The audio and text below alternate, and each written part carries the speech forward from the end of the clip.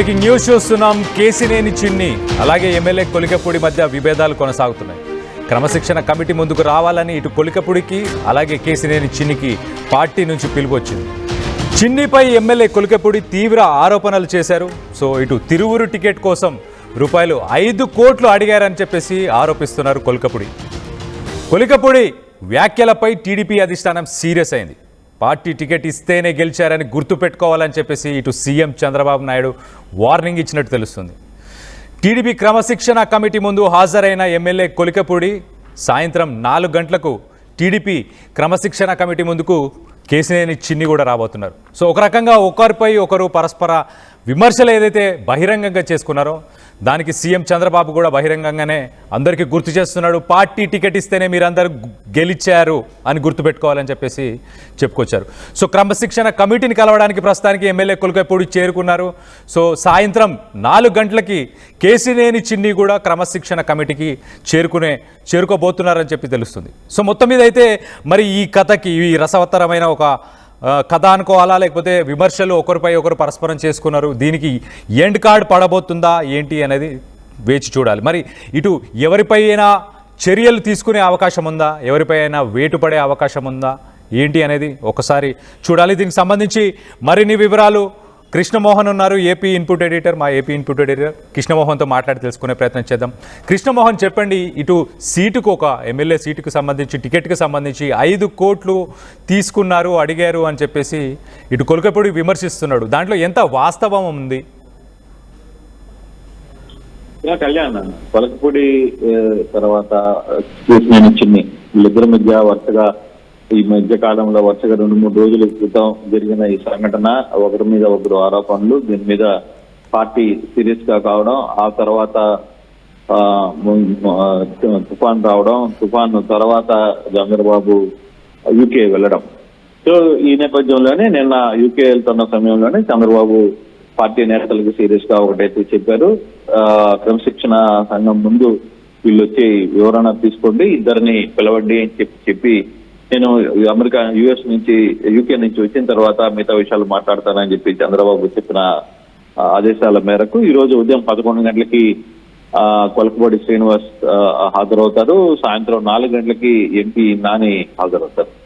అయితే ఏం జరగబోతుంది, తప్పు ఎవరిది, ఎవరు ఏంటి అనే దాని మీద కంటే కూడా ముఖ్యంగా చంద్రబాబు ఇరువరి వాదనల వాళ్ళు మాట్లాడిన తీరం పట్ల వ్యవహరిస్తున్న తీరం మీద మాత్రం కొత్త అసహనం వ్యక్తం చేసిన పరిస్థితి.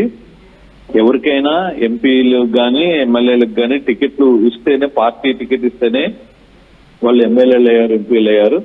కాబట్టి అది మైండ్ లో పెట్టుకుని ఆ గీత దాటకూడదు అనేది నిన్న మాట్లాడిన పరిస్థితి. అయితే ఈ రోజు ఇప్పటికే కొలికపూడి పార్టీ ఆఫీస్ కి చేరారు. పార్టీ ఆఫీస్ లో క్రమశిక్షణ కమిటీ ముందు వరలరామయ్య, తర్వాత అనురాధ, వీళ్ళందరూ కమిటీ సభ్యులు వాళ్ళ ముందు ఈయనకి హాజరైన పరిస్థితి అయితే ఉంది.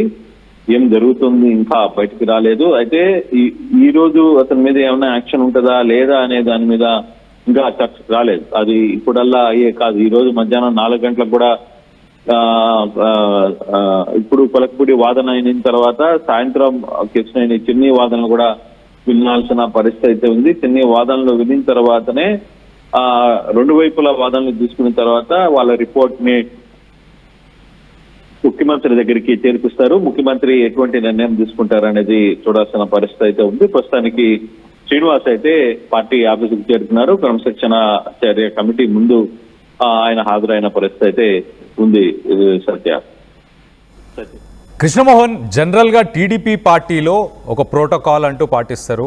ఎక్కడ పడితే అక్కడ బహిరంగంగా ఏదైనా విమర్శలు చేయడానికి కూడా అవకాశం ఉండదు. అలా చేయకుండా ఉండాలని పార్టీలో రూల్స్ కానీ లేకపోతే అవన్నీ ఫాలో చేస్తుంటారు కదా.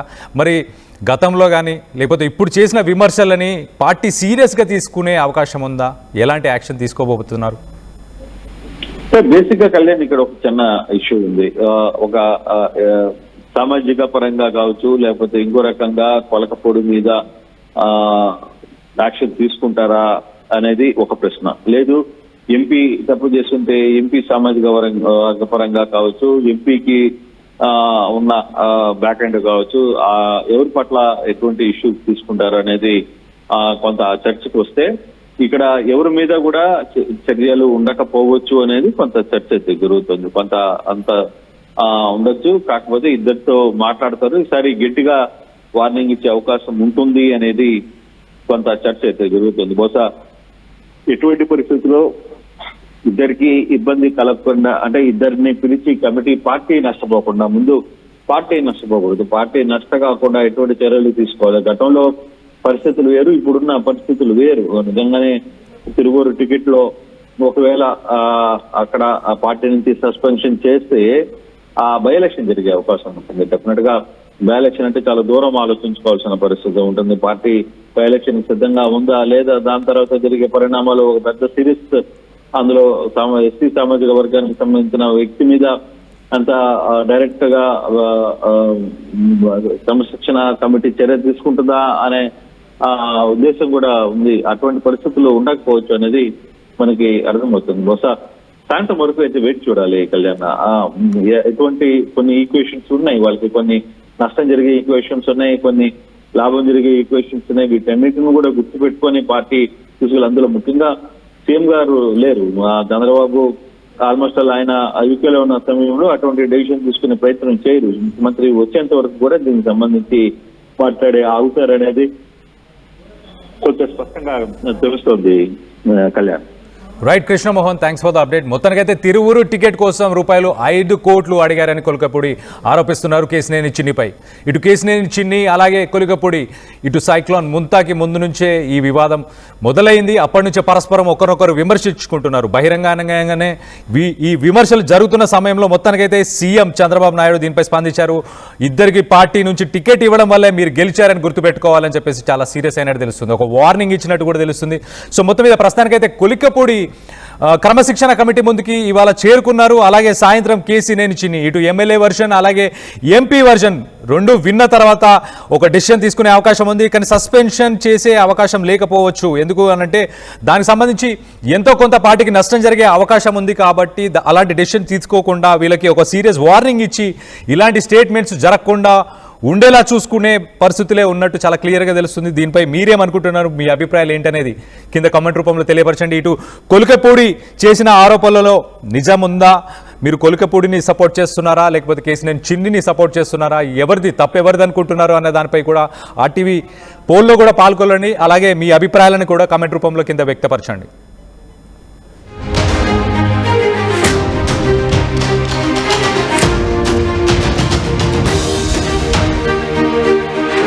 ఇల్లైనా ఫ్యాక్టరీ అయినా క్లినిక్ అయినా రూఫ్ ఉంటే safe. Truzon solar system install చేయండి.